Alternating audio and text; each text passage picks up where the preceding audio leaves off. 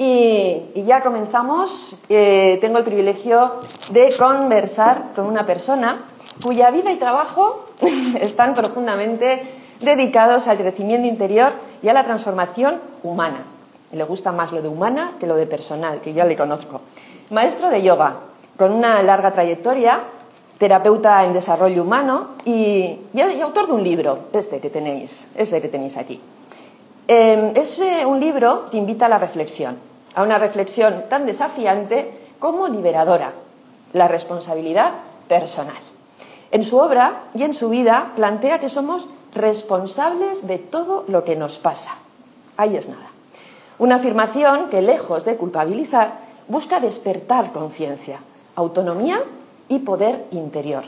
Desde su experiencia, acompañando procesos de cambio, su visión une cuerpo, mente, emoción y espíritu, en una propuesta integral y profundamente humana. Hablaremos de su recorrido vital, de los aprendizajes que lo han transformado y del mensaje que desea transmitir con este libro.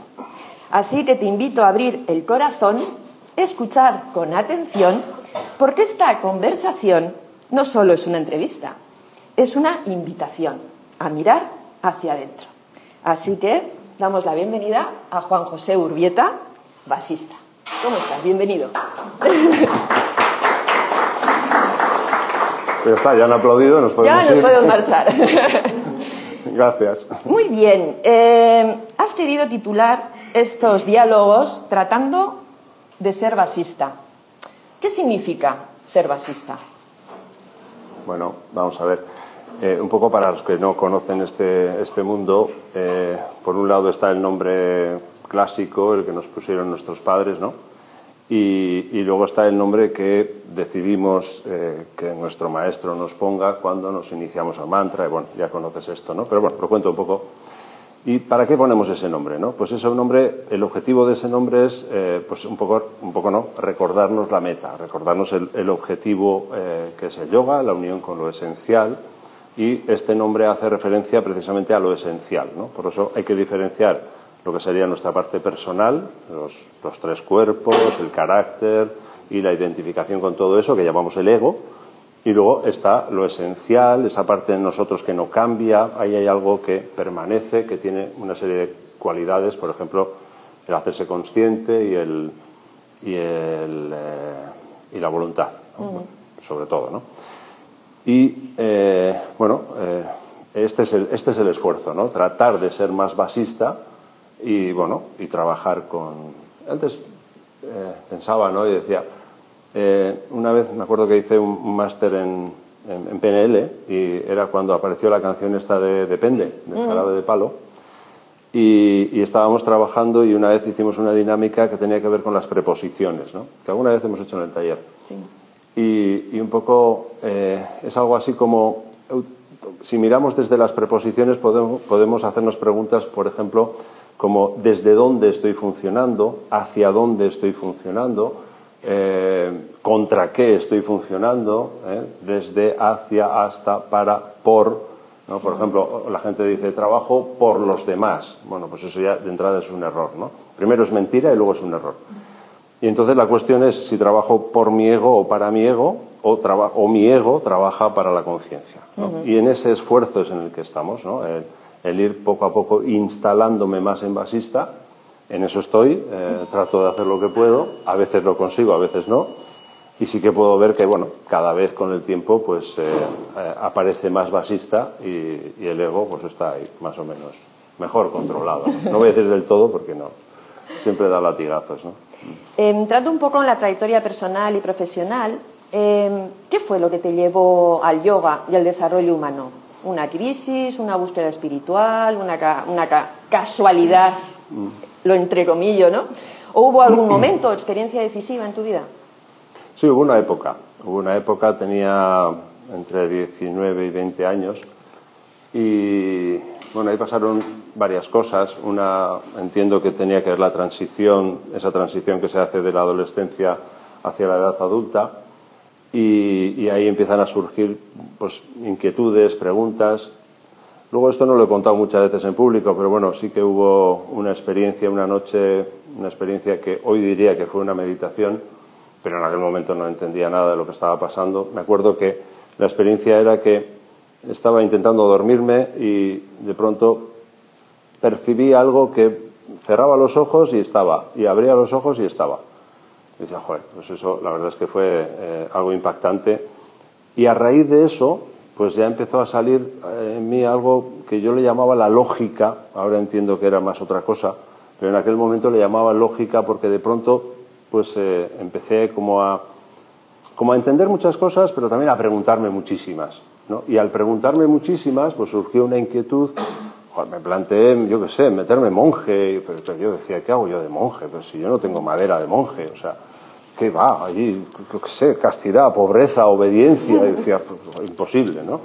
Entonces lo pasé mal, y ahí entré en crisis, una depresión, lo pasé bastante mal, hasta que un día pues me dijeron vete a yoga. Yo dije que no, porque eso eran cosas de nenas, y yo, pues sí, nada, yo era muy chico, y los chicos no hacemos cosas de nenas, hacía otras cosas, ¿no? Pero bueno, la cosa es que un día fui y aquí estoy, ¿no? Yo no quería dedicarme a esto, pero aquí estoy. Pues menos mal, qué bien. Gracias por haber hecho caso a ese impulso. ¿Cómo ha cambiado tu manera de ver la vida desde que comenzaste a practicar y luego posteriormente a enseñar yoga? Total, el cambio es total, ¿no? Total no digo que sea directo, porque no, ¿no?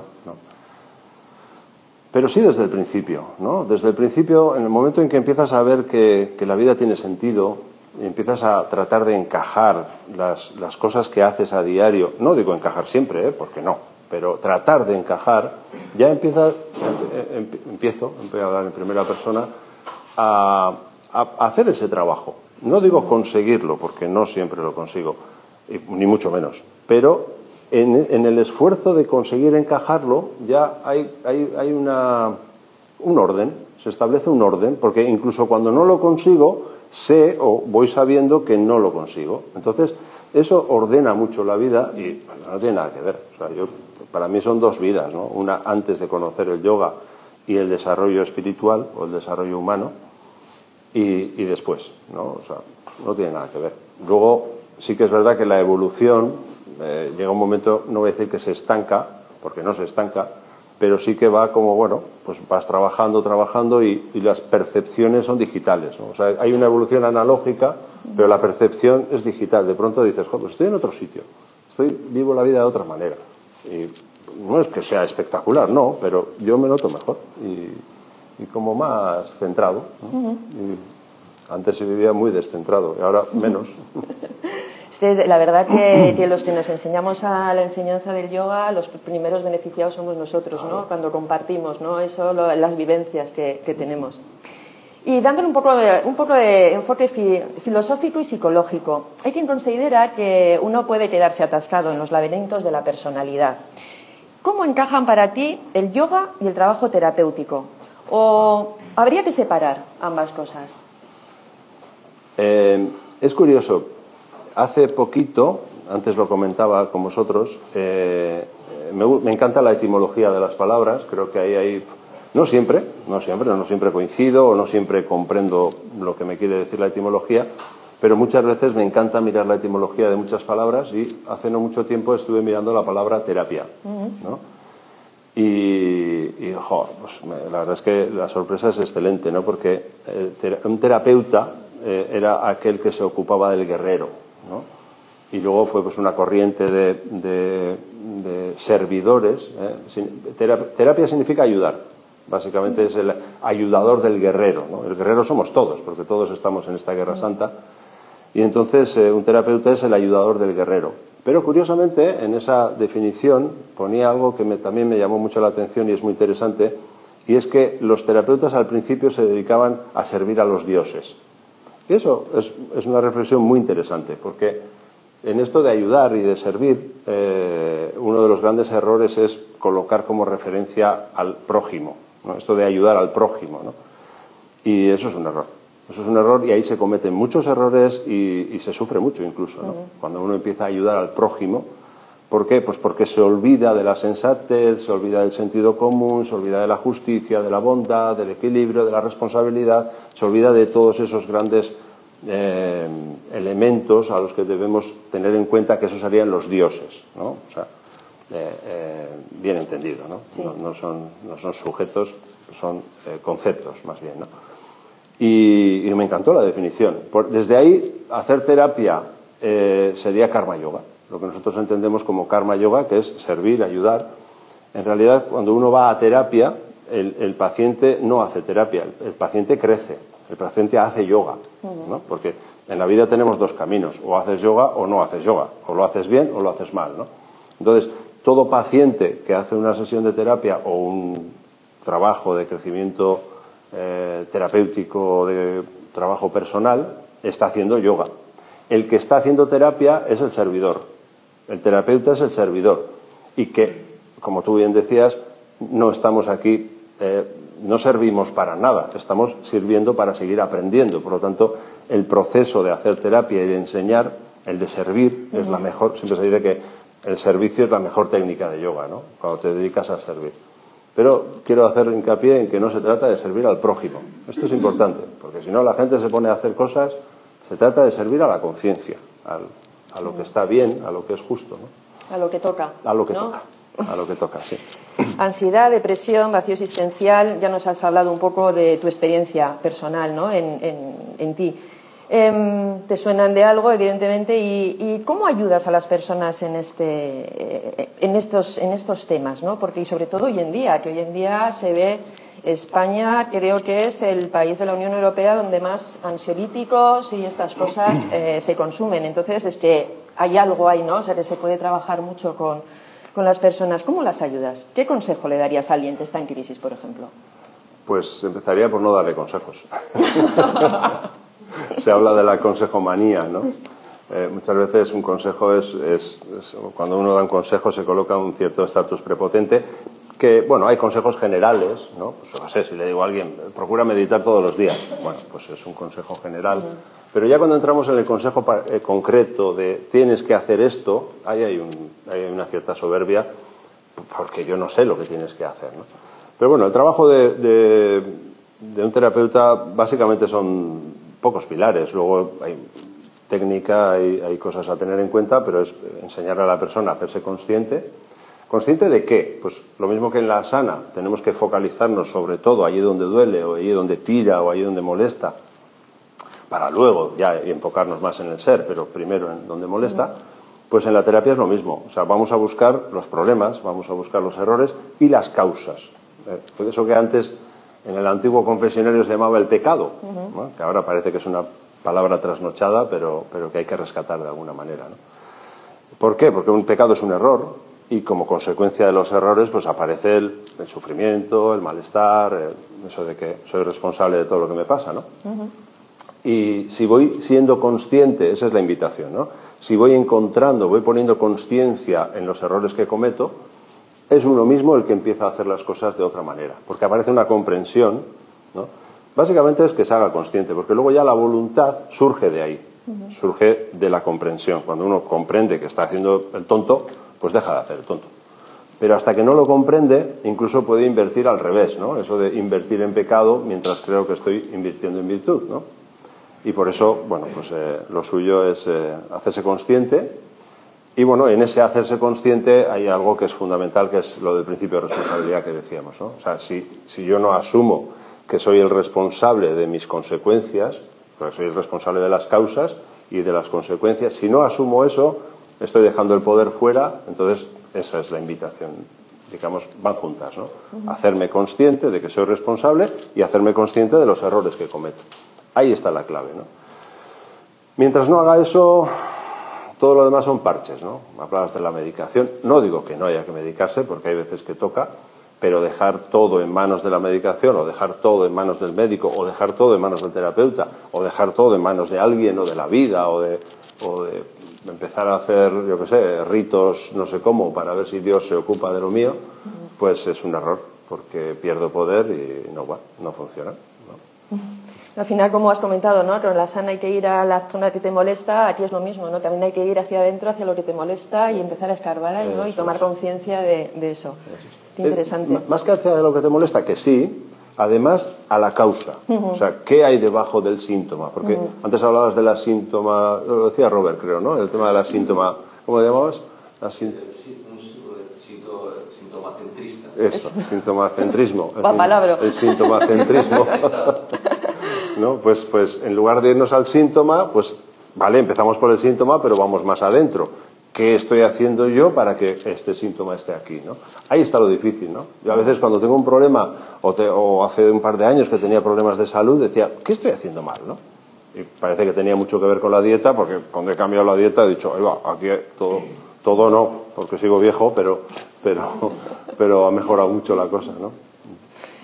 Muy bien. Y vamos a pasar a este libro maravilloso, que levanta ampollas. Yo soy el único responsable de todo lo que me pasa. Si no lo tenéis, ya sabéis.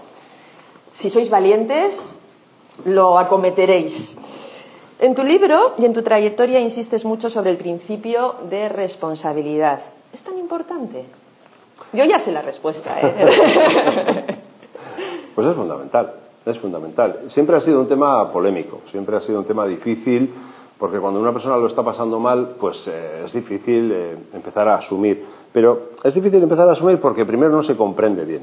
O sea, no se comprende bien lo que es la responsabilidad. A veces se le llama responsabilidad a cosas que no son responsabilidad. De hecho, se le llama responsabilidad a cosas que son irresponsabilidades. Sí que es verdad que soy responsable de mis irresponsabilidades. Entonces, ahí hay que empezar a conocer un poco lo que es el tema, ¿no? El principio de responsabilidad tiene dos caras que son muy diferentes. Una es el tema de la responsabilidad en el sentido de la respuesta hábil, responder con habilidad, responsabilidad, que eso es todo lo que es éxito, o sea, todo lo que hago bien, ¿no? Pero luego está la correspondencia. La correspondencia es otro tema. Tiene que ver con el dueño, el causante, el responsable de los actos, ¿no? Entonces, yo puedo ser responsable de mis errores. Entonces, soy responsable de mis irresponsabilidades, pero sigo siendo responsable, ¿no? Entonces, bueno, pues aprender a aprender todo eso y a diferenciarlo de culpas o aprender a asumir las culpas mientras no pueda responder con habilidad y ser responsable y asumir la responsabilidad de mis culpas incluso, que hay quien denosta las culpas como si fueran malas. No, las culpas existen también. El antídoto de las culpas son las responsabilidades, pero tendré que empezar por asumir las propias culpas, ¿no? No para castigarme, no, sino para empoderarme. O sea, lo que hay detrás de la responsabilidad es empoderamiento. Ahora se habla mucho del empoderamiento, pero de nada me sirve tratar de buscar un empoderamiento hacia afuera si no soy capaz de empoderarme a mí mismo, ¿no? Y el empoderamiento empieza por la responsabilidad. Si no asumo eso, es que estoy esperando a que alguien se ocupe de lo mío, a que alguien resuelva lo mío, a que alguien me saque de aquí, y así, pues no, así no. A mí algo que me suelen preguntar en clase, ¿no? La diferencia entre responsable y culpable. ¿Cuál? Ya decía antes, ¿no? Creo que antes... Al hilo de lo que... Eso es, ¿no? Por un lado está la habilidad, ¿no? O sea, si yo respondo con habilidad, no soy culpable, soy inocente, ¿no? Porque no respondo, o sea, respondo con habilidad. Pero la otra es la correspondencia. O sea, yo puedo ser, y muchas veces y a veces soy responsable de ser culpable, ¿no? ¿Qué es la culpabilidad? La culpabilidad es una sensación, es una sentencia y una sensación que tiene que ver con el error cometido, ¿no? Entonces, hasta que no consiga, porque hay quien dice que la culpabilidad es mala, que la culpa es mala, ¿no? Pero ¿qué pasa? Que tenemos como tres escenarios, ¿no? Está el escenario de la responsabilidad, está el de la culpabilidad y luego está el de no asumir nada, ¿no? Claro, el ideal es este, ¿no? El ideal es asumir la responsabilidad, pero mientras no asumo la responsabilidad, por lo menos siéntete culpable, porque si no, es que la otra es todo vale, ¿no? Entonces, claro, si quitamos la culpabilidad y no somos capaces de llegar a la responsabilidad, nos quedamos en el todo vale. Y ahí ya, pues así está el patio, ¿no?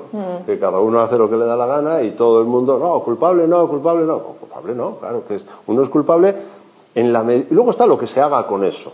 Hay que procurar pasarlo a la responsabilidad, no castigarte en vano. Eso tiene que ver con el sufrimiento.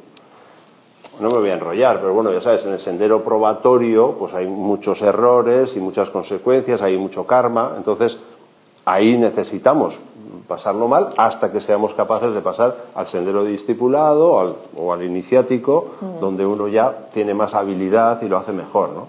Pero por lo menos en este tramo pues hace falta también culpabilidad. Queda muy bonito decir que no hay que tener culpas, tal. No. Es que si lo haces mal, por lo menos habrá que llegar ahí, ¿no? No se puede condenar a nadie, no, esas cosas que se oyen a veces, ¿no? Dicen, no, hay cosas que están mal y hay que decirlo, ¿no? ¿Para qué? No para castigarte por mi culpa, no para quedarte ahí, pero sí para pasar a la responsabilidad. Habrá que empezar por el diagnóstico, ¿no? Como decíamos antes, ¿no? Claro. Para muchas personas esta idea puede sonar dura o incluso injusta. ¿Cómo puede alguien asumir tanta responsabilidad si se siente atrapado en sus circunstancias? Pues un poco lo mismo, ¿no? Comprendiendo que la responsabilidad no es algo malo, la responsabilidad va a mi favor. Entonces, toda la responsabilidad que yo pueda asumir, bienvenida sea. Porque lo otro es dejar las manos, o sea, dejar el poder fuera, ¿no? Muchas veces no queremos y no queremos. Yo es que he tenido, me acuerdo, de ir a dar una conferencia con este principio aquí en Bilbao, además, en Plaza Nueva, y una persona se levantó enfadada y se marchó. Bueno, pues por eso he escrito el libro, ¿no? Porque para explicar un poco este tema, para que se comprenda bien y para que vayamos viendo que la responsabilidad va a mi favor, no va en mi contra. O sea, no me está diciendo, la responsabilidad no me está aportando nada negativo, al contrario. Y si me aporta algo negativo es porque no lo he comprendido bien, ¿no? Porque muchas veces se asocia la responsabilidad con más cargas, hay que hacerse más responsable. Sí, ya, si estoy hasta aquí, ¿no? Si estoy hasta aquí es porque no estoy siendo responsable, ¿no? Entonces, eso que me tiene hasta aquí no son responsabilidades, son cargas, es otra historia, ¿no?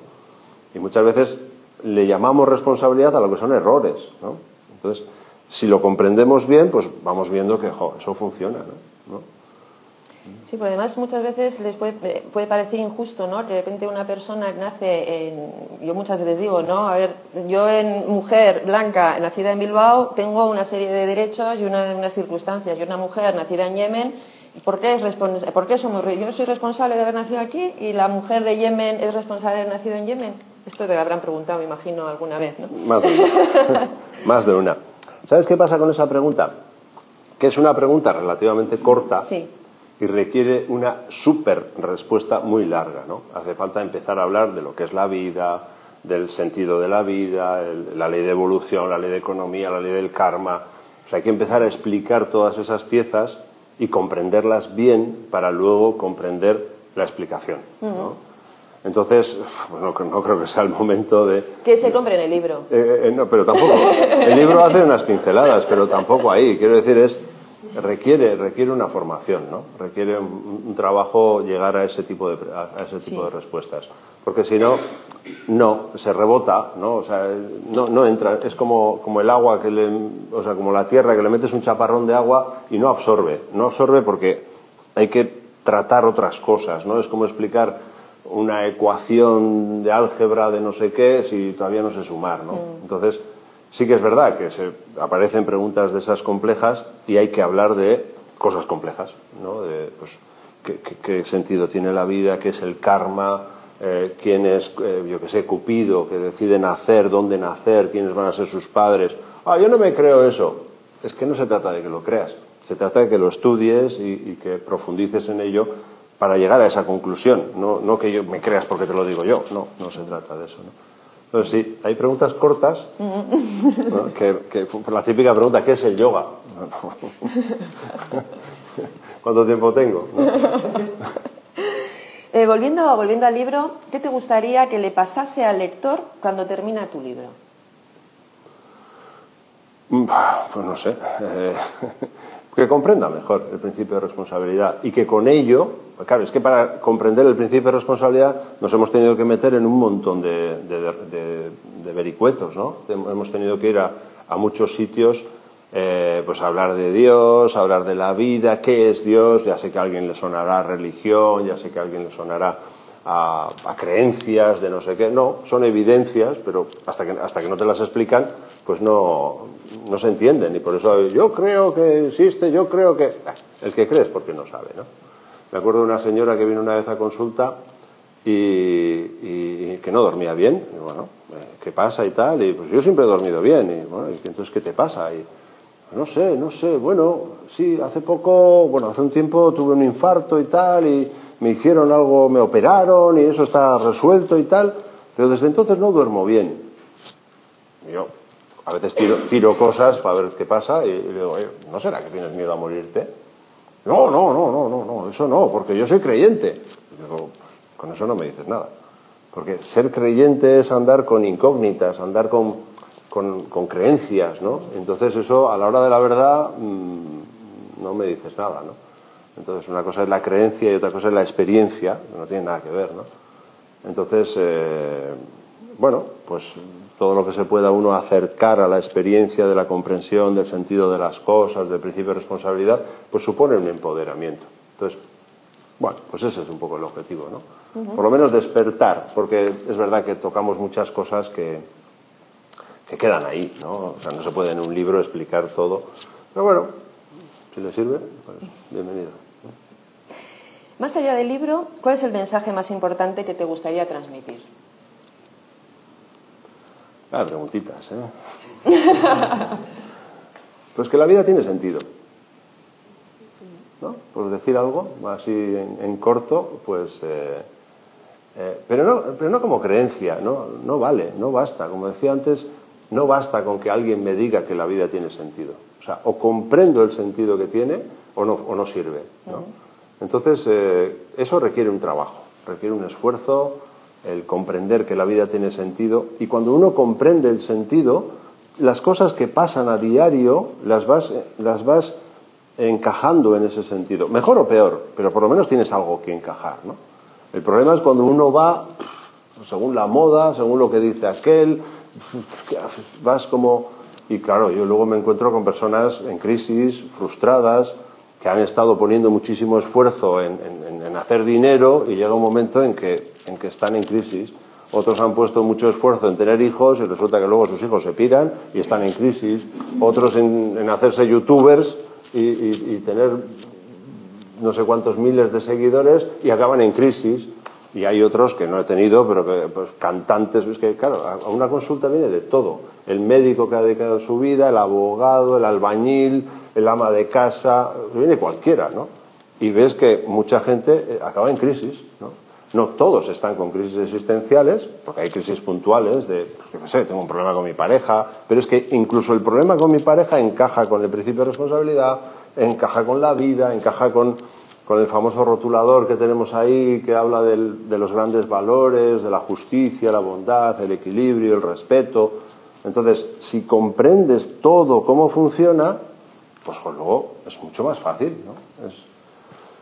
Es como estar en una ciudad con el plano o no tener plano, ¿no?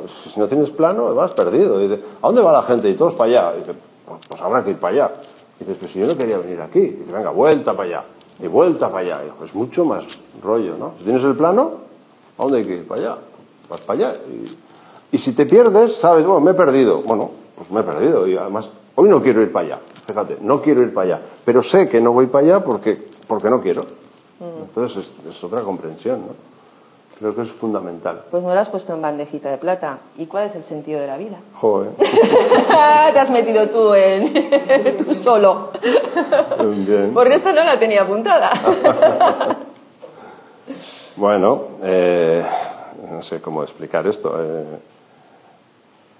Pasar de las tinieblas, es que lo estoy intentando resumir, ¿no? En pocas palabras. No hay tiempo. Vale, pasar de las tinieblas a la luz, ¿no? El sentido es este, estamos decía un filósofo que la vida es un día de colegio, ¿no? Nuestra encarnación es un día de colegio, hemos venido aquí a aprender, la vida es una escuela y estamos en un proceso evolutivo que va desde la inconsciencia a la consciencia y de la consciencia a la supraconsciencia, ¿no? Estamos en ese proceso y todo lo que nos pasa a diario tiene ese sentido, ¿no? Por eso el karma, todo el esfuerzo, hay dos, ¿no? Uno es la consciencia y otro es la voluntad, no hay que olvidarse de la voluntad. Entonces todo requiere esfuerzo y todo requiere consciencia. En la medida en que no pongo el suficiente esfuerzo o no pongo la suficiente consciencia, vuelve a haber karma, vuelve a haber problemas, ¿no? Entonces, bueno, en la medida que voy haciendo eso, pues poco a poco voy caminando, voy avanzando y la vida se mete menos conmigo, ¿no? Por esa ley que decíamos antes, la ley de economía, ¿no? La ley de economía dice que solo está lo que es necesario, ¿no? Entonces, ¿cómo puedo hacer innecesario el sufrimiento? Pues poniendo consciencia y voluntad. Consciencia y voluntad. En la medida en que pongo más consciencia, la consciencia va creciendo, por lo tanto tengo más capacidad de hacerme consciente, y en la medida en que pongo voluntad, la voluntad también va creciendo y me cuesta menos poner voluntad. Entonces, en ese sentido, bueno, pues es como que el sufrimiento va 3 pasos más atrás. Tú vas caminando y el sufrimiento está un poco más atrás. Pues te deja un poco en paz. No digo del todo, porque de vez en cuando cae alguna, ¿no? Alguna roca de esas sueltas y esta vez me ha dado, ¿no? Pero incluso cuando te da, pones consciencia y pones voluntad y sales antes de la crisis. No estás ahí perdido dando vueltas, sino, bueno, sé lo que tengo que hacer, me está costando, pero sé lo que tengo que hacer, ¿no?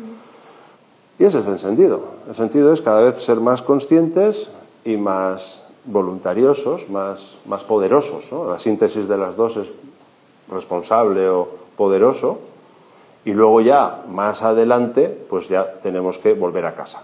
O sea, hemos salido de un ¿cómo decirlo? De una presencia, de una esencia, ¿no? De una entidad que somos, esa entidad que todos somos, y para volver a casa tenemos que es como salir, recolectar consciencia y voluntad, y luego tenemos que volver a casa. Volver a casa es pues al encuentro con lo esencial, ¿no? Que sería el yoga, ¿no? Hay algo que me llama poderosamente la atención cada vez que lo dices, y la primera vez que te lo escuché me chocó mucho, ¿no? Sueles decir que solo contamos mentiras. ¿Has descubierto alguna verdad a lo largo de los años? Sí, esta de la que hablaba hace un momento. Sí, a ver, bueno, solemos decir que hay 3 niveles, ¿no? Que está la mentira, la no verdad y la verdad, ¿no? Tiene diferentes características. La verdad, voy a empezar por aquí, la verdad es aquello que no cambia.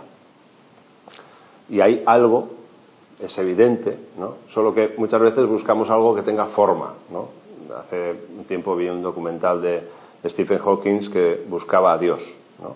Pero claro, lo buscaba con sus métodos que están enfocados hacia la forma, hacia la energía, la materia, y ahí no, al final su conclusión era que no existe.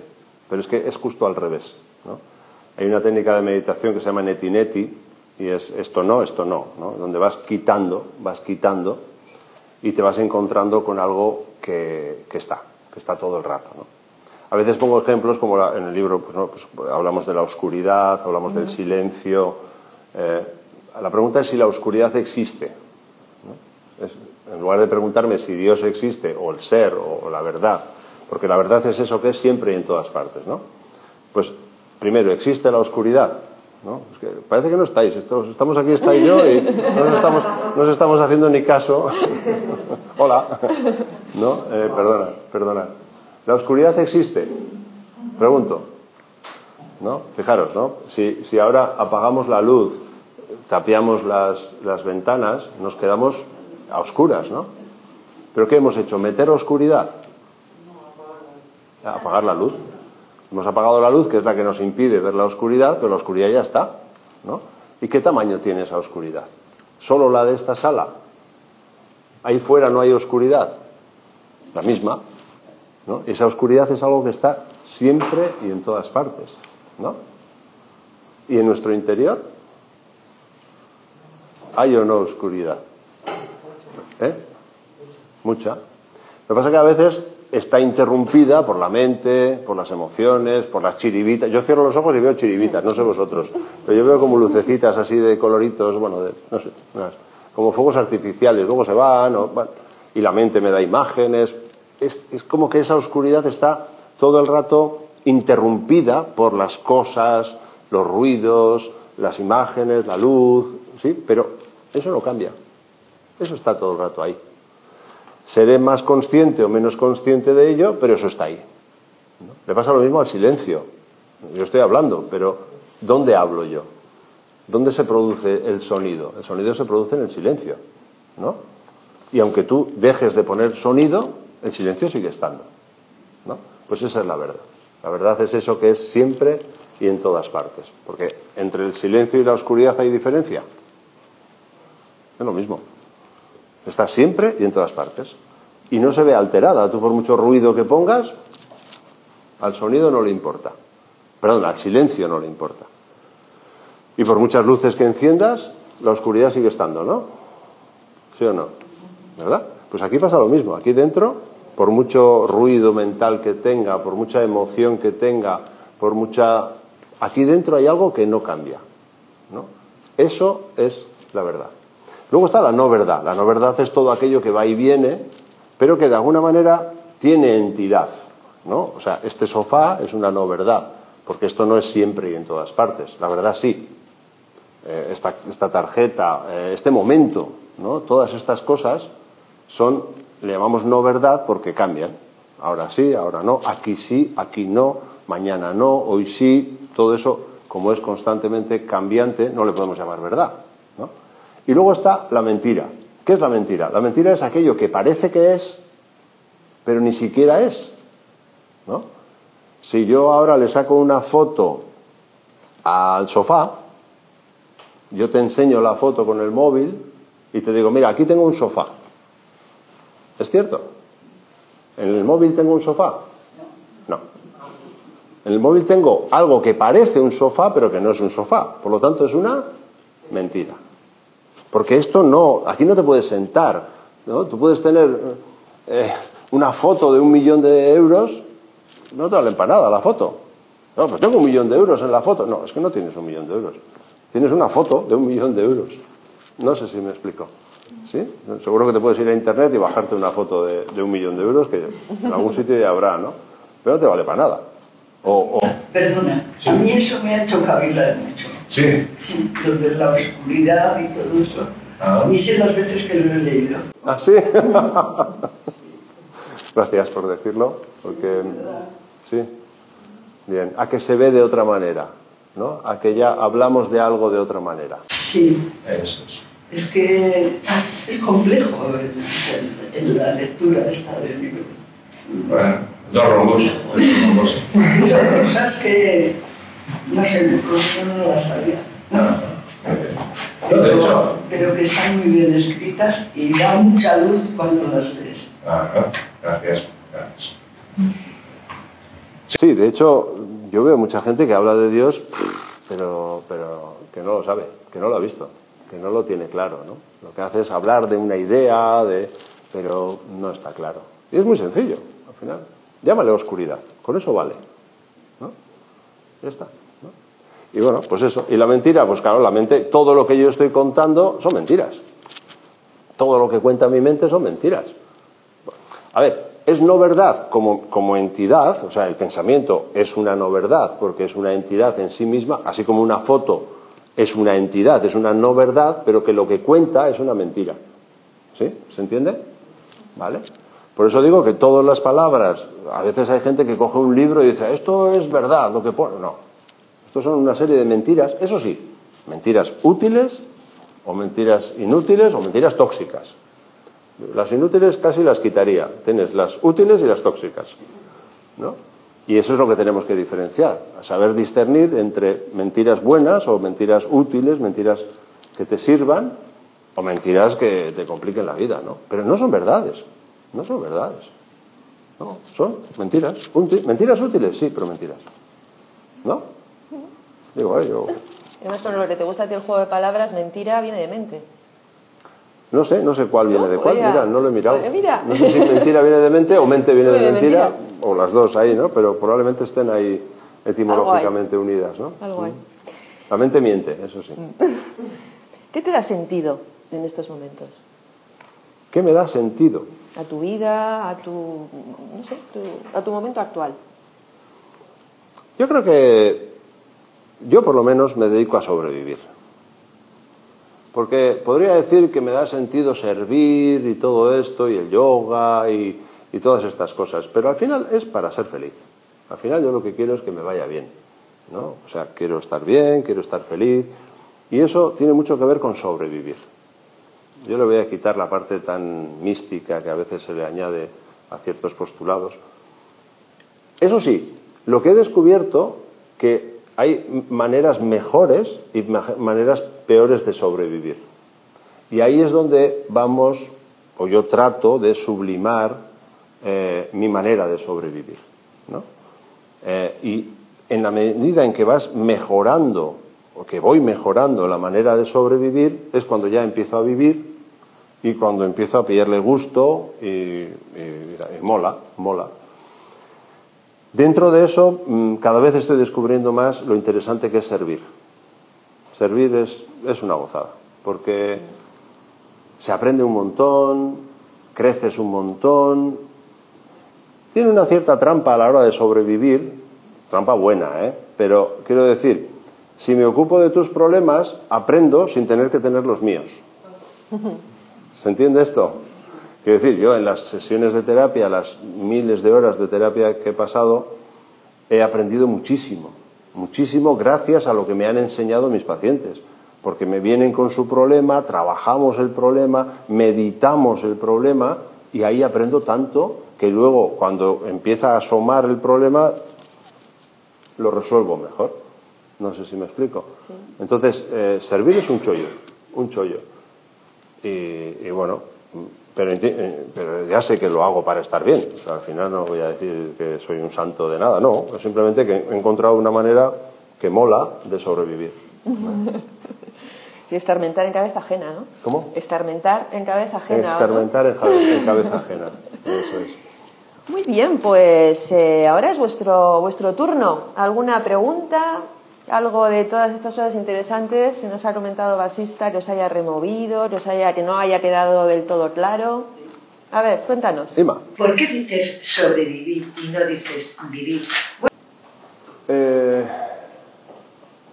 Yo quiero quitarle un poco, simplemente por quitarle la parte estupenda que a veces tienen o tenemos a la hora de sentarnos en este lugar de privilegio y a la hora de empezar de estar hablando de yoga, espiritualidad y todo esto, ¿no?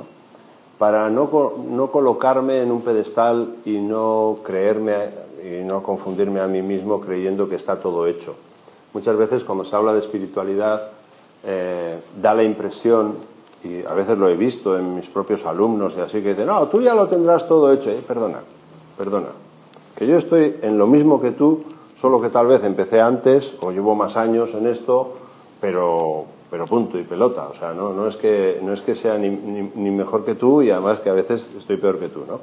Que yo he mejorado en función de mí, sí, pero también veo lo que todavía me queda, ¿no? Y también veo lo que les queda a otros, que veo que también están haciendo un trabajo muy serio, y veo que también les queda lo suyo, ¿no? Entonces, de ahí que, bueno, sí, ya decía antes que en la medida en que vas aprendiendo a sobrevivir, pues vas viviendo mejor, ¿sí? Y yo me considero un privilegiado, Entonces, no sé si eso se llama vivir, solo era la intención de quitarle el glamour, ¿no? Es decir, pues que a veces se reviste de glamour a ciertas personas por el hecho de que lleven mucho tiempo haciendo un trabajo que, bueno, pues ¿y por qué digo esto también? Porque luego a veces vienen las decepciones, ¿no? Cuando te enteras de que alguien que lleva no sé cuánto tiempo ha hecho no sé qué, pero está deprimido o ha tenido, yo me acuerdo que un buen maestro de yoga una vez se estaba separando en su relación de pareja y la gente se echaba las manos a la cabeza, ¿no? Y dice, joder, pero ¿por qué se separa? Pues porque es humano y porque está en esto y hace lo que puede con su vida y no le ha salido bien, o si le ha salido bien, pero ahí se ha acabado, ¿no? O sea que, entonces, bueno, pues estamos todos en el mismo barco y haciendo lo que podemos con nuestras vidas. Y bueno, sí, tiene truco, y si le pillas un poco el truco, pues mejor.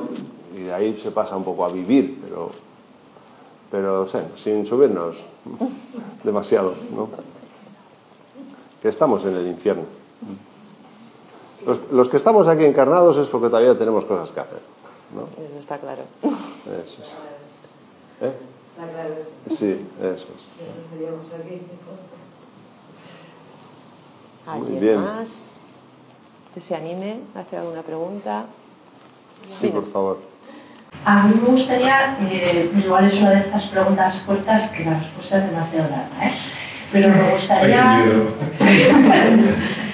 ¿Sabes qué pasa? Que tu título a mí me impacta un poco esta parte de soy el único, la palabra único, responsable de todo lo que me pasa. Entonces, yo estoy muy de acuerdo en lo que has explicado sobre la responsabilidad. Yo también soy terapeuta gestal y entonces, bueno, comparto muchas cosas de las que has dicho. Pero claro, también está esta parte social, esta parte del campo, ¿no? Entonces quería saber un poco por qué has elegido esas palabras, porque entiendo que las has elegido a propósito. Sí. Y como para mí es como una perspectiva un poco individualista, ¿no? Bueno, pues para conocer desde dónde... Sí, porque o es único y todo, o ya se dispersa todo, ¿no? Eso para empezar, ¿no? O sea, y estoy convencido de que es único y todo, ¿no? ¿Cómo explicar esto? Claro, es que todo el libro va de eso, ¿no? Pero somos como burbujas. A veces digo que somos como burbujas Freixenet. ¿Os suenan los anuncios aquellos que estaban unas chicas metidas en burbujas, ¿no? Y al final, aquí parece que yo estoy interactuando contigo, pero en realidad estoy interactuando conmigo. Esta es mi experiencia. Es una experiencia que yo he elegido, yo he elegido este momento, yo soy el creador de este momento, lo mismo que tú eres la creadora de tu momento, y parece que estás interactuando conmigo, pero ¿qué va? Tú estás en tu propia burbuja y aquí cada uno estamos en nuestra propia micromundo, ¿no? Y vamos eligiendo, ya sé que hay preguntas amplias como, bueno, pues dónde nace uno, aquello de... Decía Ortega y Gasset que yo soy yo y mis circunstancias, y yo no estoy de acuerdo. Yo creo que soy yo en mis circunstancias, no y. Yo no soy las circunstancias, sino que estoy en unas circunstancias que yo he creado, eso sí, ¿no? Pero yo no soy las circunstancias, yo las he creado para mí. Y esta es la idea, ¿no? La idea, y además es una idea que funciona, ¿no? No sé. Rebáteme algo, para seguir. Sí, por ejemplo, tú ahora te levantas y me das una patada, ¿qué responsabilidad tengo yo en el dolor? Ya no voy a hablar de lo que yo interpreto, ni siquiera interpreto nada, hay un dolor físico, y tú te levantas y me das, ¿qué responsabilidad tengo yo en la patada que tú me has dado? ¿El poner la rodilla? Igual puesto la rodilla. Pero yo estoy aquí sentado, no me lo espero, no sé qué vienes. Sí, claro. ¿Qué responsabilidad tengo yo en eso? ¿Qué responsabilidad tiene una persona que le echan de su trabajo, ¿no? O que cobra muy poco dinero porque las circunstancias económicas son así? Tenemos un ejemplo ahí, el famoso ejemplo de la teja, ¿no? Hemos tenido mucho. Eso es, ¿no? Pues eso, yo te doy la patada y tú paras mi patada. Son dos verbos diferentes. En este principio de responsabilidad, cada uno ejerce un verbo. Yo emito la patada y tú recibes la patada. Son verbos diferentes. Entonces yo soy responsable de emitir y tú eres responsable de recibir. Cada uno lo suyo.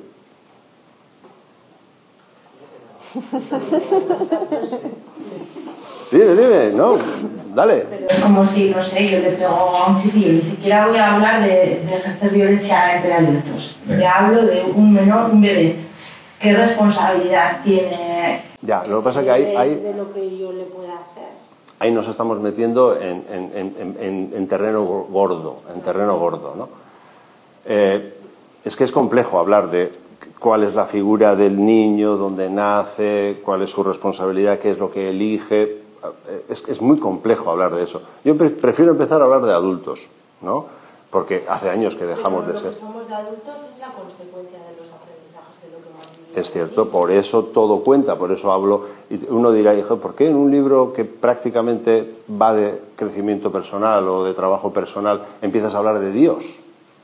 Pues porque si no se entiende la figura de Cupido, cómo el ser elige sus propias experiencias kármicas, si no se entiende todo eso, pues es difícil entender cómo un niño puede elegir nacer en un sitio de un padre alcohólico o en una sociedad con unas determinadas condiciones socioculturales, etcétera, ¿no? Entonces, si no se entiende toda esa creación del niño,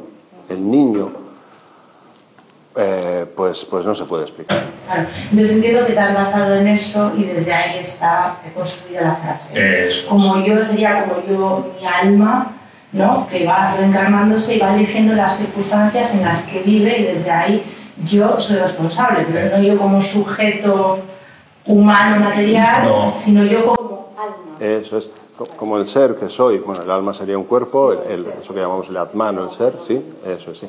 Sí, claro, yo soy el creador, ¿no? Yo soy el creador de mi ecosistema, pero desde niño, o sea, ya desde el embarazo, quiero decir, ¿sabéis la figura de Cupido? Cupido es el ángel que va buscando una madre y un padre, pero no cualquiera, va buscando los que necesita, ¿no?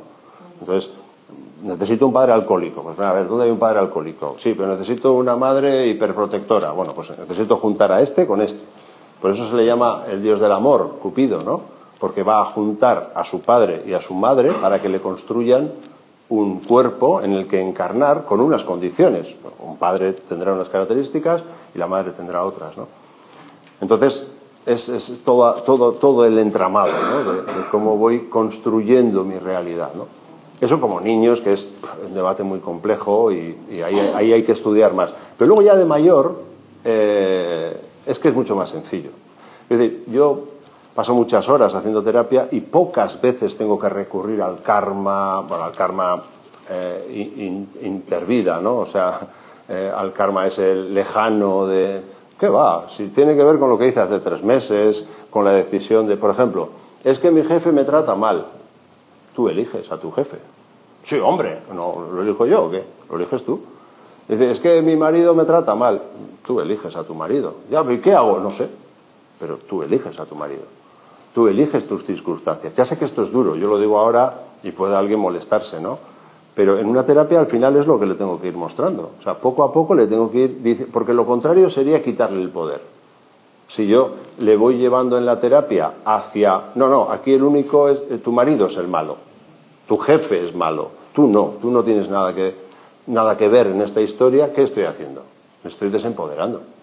Estoy diciendo que lo único que tiene que hacer es esperar a que su marido cambie, o a que su jefe cambie, o a que el sistema le dé otro trabajo, o que le toque la lotería, ¿no? Entonces, no, es lo contrario. En la medida en que va asumiendo que elige a su jefe, que elige a su marido, que elige a su mujer, pues se va empoderando y empieza a tomar medidas y a resolver. No sé si... En pocas palabras, así, con tanta gente mirando, pues... Lo comprendo. Sí. Gracias. Ese karma heredado no exime para nada, el karma heredado no exime para nada de ninguna responsabilidad en la evolución de tu encarnación actual. Bien. El karma heredado es el que uno elige heredar. O sea, uno elige heredar los genes, elige heredar las costumbres, elige... Luego, a veces se habla de karma heredado que yo no comparto.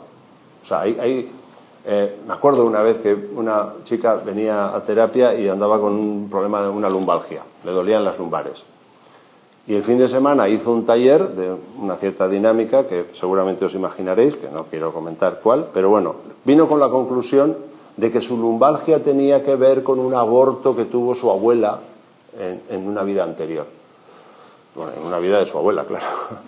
Y a mí eso no me cuadra para nada, ¿no? Porque ahí estamos mezclando entidades sagradas. O sea, la entidad sagrada es el individuo. Decía que somos como burbujas, ¿no? Entonces, yo no puedo estar pagando tu karma. Eso no encaja para nada. De hecho, construimos entidades que son entelequias, que las llamamos sagradas. Por ejemplo, la familia. La familia no es una entidad sagrada, ¿no? Es el individuo, es una entidad sagrada, ¿no? Es como, incluso a nivel jurídico, ¿no? A nivel jurídico no puedes juzgar una familia, o no sería correcto. Tú tendrás que juzgar a una persona, o a 5 de una familia, ¿no? No sé si me explico. De esa misma manera el karma actúa al individuo, y el individuo tiene que ver con sus propias, sus actos, pues es responsable de sus actos, por lo tanto es responsable de sus consecuencias. Pero yo no voy a pagar las consecuencias de mi abuela, ¿no? Porque además es que no me van a enseñar nada. O sea, la que tiene que aprender de los errores de mi abuela es el ser que ha estado habitando en mi abuela. No sé si voy bien, ¿no? Otra cosa es que yo elija heredar ciertas cuestiones de mi abuela, de mis padres, o de... No, sí, pero eso lo elijo yo. ¿No? No sé. No me lleva a la contraria. Uy, no hay confianza todavía. No hay confianza. Alguien. Yo voy a un asunto más terrenal. Venga, va. Yo te voy a preguntar por cómo aplicas el principio de responsabilidad en un asunto que creo que a todos nos hace o nos provoca, nos genera mucha satisfacción o mucho dolor, que es el tema de las relaciones interpersonales, el vínculo. ¿Cómo aplicas el principio de responsabilidad en los vínculos de padres a hijos, de pareja, de amistad? Pues, como vengo diciendo, separando, cada uno es responsable de lo suyo, ¿no? A mí a veces me vienen y me dicen, ¿tú haces terapia de pareja? Y digo, no. Luego le explico, pero primero le digo que no. Dice, ¿terapia de familia? Tampoco. Es que no se puede hacer terapia de pareja. ¿Por qué? Porque pareja no existe. Existe ella y él, o él y él, o ella y ella. Ya hoy en día, ¿no? Pero, bueno, hoy en día antes también. Que me meto en un jardín, venga. Quiero decir, no existe... La pareja no viene a terapia. Viene ella, además yo siempre trabajo en separado. O sea, yo nunca juntaría a dos personas en una misma sesión a hacer una terapia de pareja, ¿no? ¿Por qué? Pues que prefiero trabajar con la persona A y la persona B. Y cada uno de ellos voy a tratar de que vayan siempre hacia el sentido, hacia ese sentido que hablábamos antes, ¿no? Hacia la justicia, hacia la bondad, hacia el equilibrio, hacia el respeto, hacia el amor. Bueno, pues si esta persona va hacia aquí y esta persona va hacia aquí, aquí tenemos un punto de encuentro, ¿no? Entonces, ese es el trabajo, ¿no? Que cada uno vaya asumiendo la responsabilidad de sus aciertos y sus errores y siempre enfocándonos hacia ese punto de comunión, ¿no? Que tiene que ver... El punto de comunión es el espíritu, digamos, todo aquello que se llamamos valores, ¿no? Lo espiritual, ¿no? Entonces, si son 5, bueno, pues esos 5 van todos a ese sitio, lo van a gestionar bien. Aunque acaben separados, pero se llevarán bien o serán felices. Si cada uno va defendiendo sus motivaciones egoicas, pues probablemente no se vayan a encontrar nunca, ¿no? Habrá mucho conflicto, muchos problemas, ¿no? El problema es el ego. El ego va siempre apuntando hacia donde... Con perdón, voy a decir, como decía mi amigo Brijas, es que el ego va a lo puto suyo, ¿no? Y es verdad, o sea, es que va a lo puto suyo. Entonces, lo que hay que hacer es ir trayendo los egos todos al mismo sitio, ¿no? Que es, bueno, pues los grandes valores y el sentido, ¿no? El sentido. Y para eso, para que cada uno haga eso, es fundamental que empiece uno a asumir su responsabilidad de lo que hace bien y de lo que hace mal, ¿no? Y que vaya siendo capaz de reconocer sus errores, y sólo así esa misma persona va a ir mejorando, ¿no? Y ahí es donde se van a encontrar, ¿no? Es el negocio, ¿no? Que decíamos antes, ¿no? Yo una vez te escuché decir que me chocó de primeras, pero luego me gustó, que dijiste que cuando una pareja se separa siempre se dice, no, el 50% cada uno de responsabilidad, y no, es el 100% cada uno, ¿no? Eso me pareció muy interesante. Sí, eso tiene que ver con lo que decíamos antes, ¿no? Que comentábamos antes. En una pareja no hay dos 50 o un 60-40, no, hay un 100 y un 100. Porque en una pareja no hay un 100, hay un 200, porque son dos. Si son 5 de una familia, o si son 5 de una familia, pues hay un 500% de responsabilidad. 100 para cada uno. No se reparten. O sea, tú tienes lo tuyo y tú tienes lo tuyo, ¿no? Y bueno, pues si cada uno va asumiendo lo suyo, pues cada uno irá resolviendo lo suyo. Eso no significa que estén juntos, igual acaban separados, pero les irá bien, ¿no? Porque hay veces que este asume su responsabilidad y lo empieza a hacer bien, y este empieza a asumir su responsabilidad y lo empieza a hacer bien, pero deciden separarse. bueno, pues serán felices separados, ¿no? Yo siempre digo, yo no trabajo para que una relación esté unida o separada. Yo trabajo para que tú estés feliz o para que a ti te vaya bien, ¿no? Y a ti también, o sea, y a todos les procuro llevar hacia ahí, ¿no? Y funciona. Funciona. Para que nos veamos. ¿Eh? Para que nos veamos. Eso es. Ver mis aciertos y sobre todo mis errores. También mis aciertos, porque hay veces que la autoestima está muy baja, entonces eso ya en sí mismo es un error y, bueno, pues el error es no ver mis aciertos, por lo tanto, pues también en una terapia se pueden ver los aciertos, ¿no? Pero sobre todo los errores, que es donde hay que trabajar más, ¿no? Yo siempre digo, los aciertos disfrútalos y aquí vamos a trabajar los errores, ¿no? Que es lo que nunca queremos ver, ¿no? Nunca queremos ver los errores, queremos ver los errores del otro, ¿no? Es que esto es porque mi jefe, esto es porque mi marido, esto es porque mis hijos, esto es porque mis padres, yo estoy así porque... Y hacemos así, ¿no? Todo el rato. Y ya en última instancia es que Dios me trata mal o la vida me trata mal. Y dice, pero si yo soy Dios, yo soy la vida, yo soy el creador de lo mío, tú de lo tuyo. Es lo bueno que tiene el libro, que por lo menos a mí me ha hecho ver muchas cosas de mis defectos y cosas que no me había visto. Está muy bien. Sí, yo te doy las gracias. Yo te doy las gracias por Me decir. pasa mucho rato leyéndolo y todavía no lo he terminado. Sí. El libro me lo dejó Patricia y lo llevé a casa. Y yo lo empecé a leer y lo aparqué. Entonces, algo así se lo llevo a su departamento. Lo ha leído 2 veces o así. Me dice Carolina, y si yo lo leo y no lo entiendo, y luego lo vuelvo a leer y tampoco lo sé. Yo no es porque estás redactado, Ella está ahí. Sí, pero al final no lo he entendido del todo, pero lo voy cogiendo. Y me está sirviendo de mucho. Joder. ¿Vais a hacer llorar al final? Además, una cosa que tiene el libro que a mí me gusta mucho, que al final del libro hay un código QR, pero bueno, hay una página web también en el que puedes opinar. Y entonces esto a mí me parece que es una maravilla, ¿no? Sí, opinar, preguntar, no sé, el exponer, ¿no? El compartir también, ¿no? Cualquier cosa, lo que te haya supuesto el libro. Y a mí me parece que eso es una maravilla, el tener ese acceso directo con el escritor, ¿no? Con el autor del libro, que él mismo te pueda explicar, ¿no? Lo que ha escrito. A mí me parece una gozada, la verdad.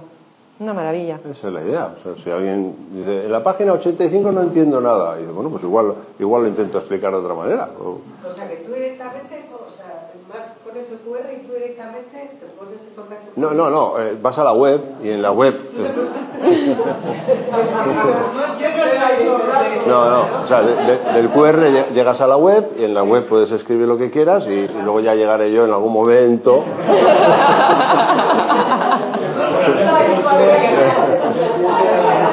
Ahora es su responsabilidad.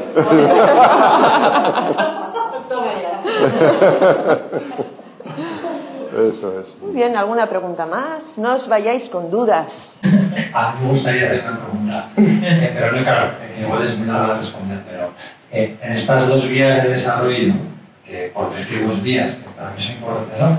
La vía meditativa como vía espiritual, del tratamiento de la mente, del trabajo del yoga, ¿no? De la meditación, y luego la vía terapéutica, la vía de autoconocimiento con el ego, un poco más farragosa, un poco más de meterse en los rasgos neuróticos, en todo esto, ¿no? En la jungla del ego, así por decir así, ¿no? O sea, ¿cuál es tu visión de tu experiencia?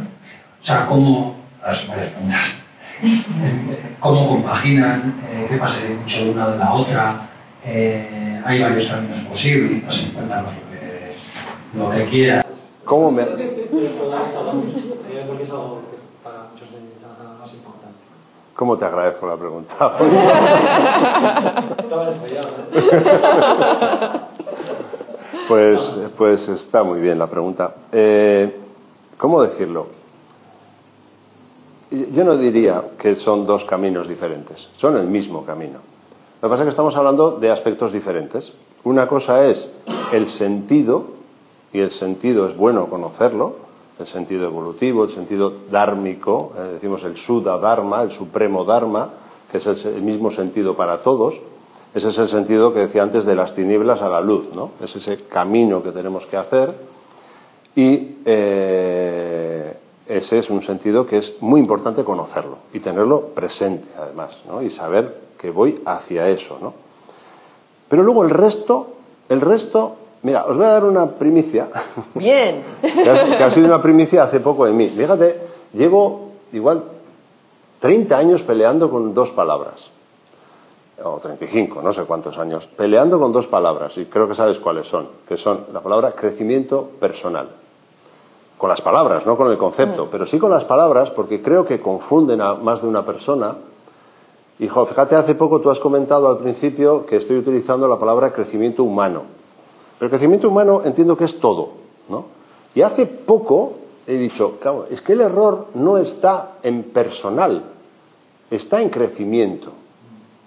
Entonces, lo que he hecho es cambiar la palabra crecimiento por trabajo. Trabajo personal. Y el crecimiento es humano, pero el trabajo personal es el que tenemos que hacer. ¿Para qué? Para alcanzar el objetivo. Veo que hay muchas personas que están todo el día repitiendo el objetivo y el objetivo y el objetivo, pero en verdad el trabajo es personal. El trabajo lo tenemos que hacer con nuestro cuerpo físico, con nuestro cuerpo emocional y con nuestra mente. Porque luego está el resultado. Sí, el resultado es el Suddha Dharma, el yoga, ¿no? La unión con lo esencial. Eso está muy bien. Y desde ahí tendremos que seguir trabajando otra vez con lo personal. O sea que es cuanto más medito en el ser y cuanto más me instalo en el ser, soy más capaz de trabajar mejor con mi persona. Pero mientras siga encarnado, aquí está el trabajo. La tarea es personal. Sua significa personal, propio, ¿no? Y Suddha es el sentido, ¿vale? El sentido es importante y la experiencia del yoga ayuda a que el trabajo personal se haga mejor, porque hay más consciencia, hay más voluntad y hay, bueno, más empoderamiento. Lo voy a hacer mejor, pero sigo teniendo que hacer un trabajo personal. El trabajo personal, hay quien dice, no, el trabajo personal por un lado y el yoga por otro. No. Es que no hay dos. Es sentido espiritual y trabajo personal. No hay más. Y luego está la experiencia, sí. Pero la experiencia, hasta que termine mi proceso evolutivo, lo que tengo que hacer con esa experiencia es volverla a traer al trabajo personal. Porque cuando hablamos de servicio, decimos, el karma yoga es el servicio de los grandes yogis. ¿Con qué trabaja un yogi, por muy grande que sea? Con su persona. O sea que sigo teniendo que hablar, sigo teniendo que comer, sigo teniendo que trabajar, sigo teniendo que pensar, sentir, hacer. Y ahí sin duda va a estar mi neurosis, va a estar el bicho, va a estar dando guerra el ego y al que tengo que controlar. Entonces, el trabajo es... Perdona que me ponga tan serio, pero el trabajo es personal. Entonces sería trabajar la personalidad. Con la personalidad. Antes hablaba de las preposiciones, Sí, es de, con la personalidad, desde la conciencia, hacia el ser, más, para el ser, jugar con las preposiciones, y es muy interesante, ¿no? ¿Sí? Entre meditar en el ser y tener esa conversación incómoda que no quiero tener, ¿con qué me quedo? Depende de lo que toque, depende del momento. Hay que servir al momento. O sea, el ser es aquí y ahora. Entonces, servir al ser significa servir al aquí y a la ahora. Entonces, si ahora toca tener la conversación incómoda, déjate de sentarte a meditar. Ahora, si toca sentarse a meditar, déjate de la conversación incómoda.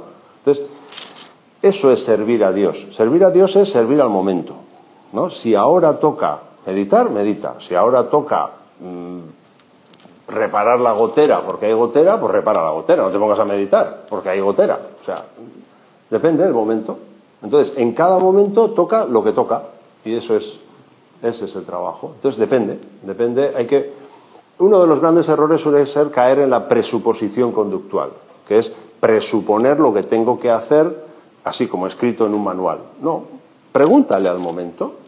Si el momento te dice que cojas el teléfono, pues coge el teléfono. Ahora, si el momento te dice que no, primero medita, céntrate, relájate porque estás muy alterado, pues primero haz eso Ahora, no siempre puedes hacer eso. A veces, por urgencia, tienes que hacer lo otro. Mira, pues, mira, estoy como estoy, pero tengo que hacer esta llamada. Pues hazla, ¿no? Pregunta al momento, ¿no? Eso es servir a Dios. Servir a Dios es abrir la ventana y si hace frío, ponerte un abrigo, ¿no? Porque es hacer lo que toca, ¿no? Y si lo que toca es fregar, pues fregas. Y si lo que toca es pasear, pues paseas, ¿no? Eso es el servicio. Hay cosas que con la edad te salen solas. Las ves. Claro. Con la edad y con la actitud. Sí, yo a la edad no le dejaría toda la responsabilidad.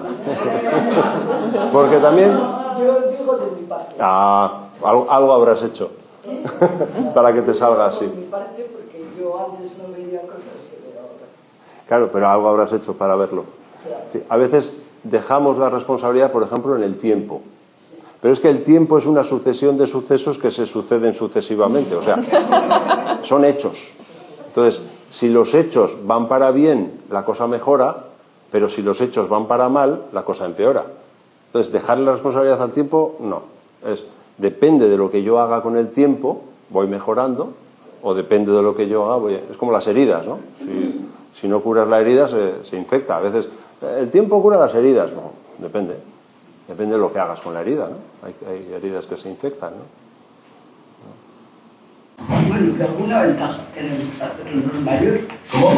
Que alguna ventaja de ser mayor, digo.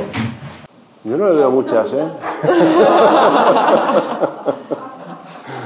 Sí, la de la sabiduría, ¿no? La sabiduría. Puedes tener muchos años y si tampoco has hecho un trabajo con la persona, Claro. Si has... tampoco tiene Claro. ninguna importancia, cumplirán. Si tú has estado malcriando al bicho, el bicho se convierte en un monstruo, ¿no? Entonces, Yo estoy con un bicho así. Sí. A mí esta me ha abierto los ojos. De verdad. Ella me ha abierto los ojos. Muy bien. Sí. Pero la que eliges venir aquí eres tú. No, claro, la que dijo leer el libro soy yo. Mira, estoy mirándolo y saboreándolo. Tú eres la única responsable. Ahí estamos. Sí. Hay una frase que suele decir Madao a veces que dice: vosotros de mayor, ¿qué queréis ser? Podéis ser un viejo cascarrabias o un anciano venerable. ¿Y eso de qué depende? Pues de lo que hagas. Claro, ¿no? Porque también hay ancianos cascarrabias, ¿no? Y jóvenes. O jóvenes, claro. Los hay de jóvenes como para... Muy bien. ¿Alguien más que se anime? ¿Una pregunta? A mí cuando leí así el primer libro me encantó lo de los dos rumbos. Porque yo me acuerdo que en casa cuando había dos rumbos, nosotros nos levantábamos y hacíamos como que ordenábamos para que mi padre que estaba cenando no se distraiga. Lo interesante estaba en las películas de dos rombos. Claro. Sí. Sí, además este es un libro, creo que lo pone en la contraportada, no es un libro dulce, es un libro, tampoco quiero que sea, no es desagradable, pero es claro, ¿no? No me corta un pelo, vamos. Y así quería que fuera, ¿no? Entonces ya pongo los dos rombos para avisar, oye, yo aviso que eso es un libro para mayores, pero independientemente de la edad, hay gente joven que puede digerir ese libro y hay gente mayor que no lo puede digerir, porque no depende de la edad física, ¿no? Depende de otra edad, ¿no? Otra edad que está en otro sitio. Muy bien. Pues yo creo que hora Yo y puedo cuarto. seguir, hasta las 6 de la mañana. Instagram nos ha respetado que seguimos en directo, así yo andaba un poco ahí pendiente de la hora que a ver ¿Nadie si pregunta esto. nada por ahí? Y No. nada, no se ha dado no se ha atrevido nadie. Vale. Como no estaban aquí, no se ha atrevido nadie a preguntar. Así que, si te parece, pues bueno, yo decir que en dos momentos de mi vida puntuales el hacer terapia contigo fueron dos consultas así puntuales. Para mí, vamos, fue un antes y un después, porque tienes una forma de expresar y de llevarte, me llevas, ¿no? Vamos a hablar en persona, en primera yo no persona. te llevo, tú vas. Bueno, vas dando, ¿no? Vas soltando cositas que voy yendo hacia ver la foto, ¿no? La foto de tu vida desde fuera y decís, wow, entonces ayudas a que nos demos cuenta, ¿no? Los que acudimos a ti. Así que, pues para mí ha sido una auténtica maravilla poder entrevistarte, por todo lo que te estimo, te aprecio, te quiero y que más veces. Confío en que hayas estado a gusto. Un lujo. Aquí en Adagune, pues, ¿cómo no se va a estar a gusto? Esto es buenísimo para la autoestima, es una maravilla. Un montón de gente que ha venido aquí a escucharme. Esto tiene la autoestima para 3 años. O sea que volvemos la semana que viene. Pues nada, muchísimas gracias a todas las personas que os habéis acercado, una maravilla. Y ya sabéis, a compartir todo esto, que es un tesoro, es un tesoro. Primero hay que digerirlo, ¿no? Integrarlo, porque es complejo, es un tema muy complejo el de la responsabilidad, pero un auténtico privilegio y un gustazo el estar aquí. Así que nada, muchísimas gracias. Gracias.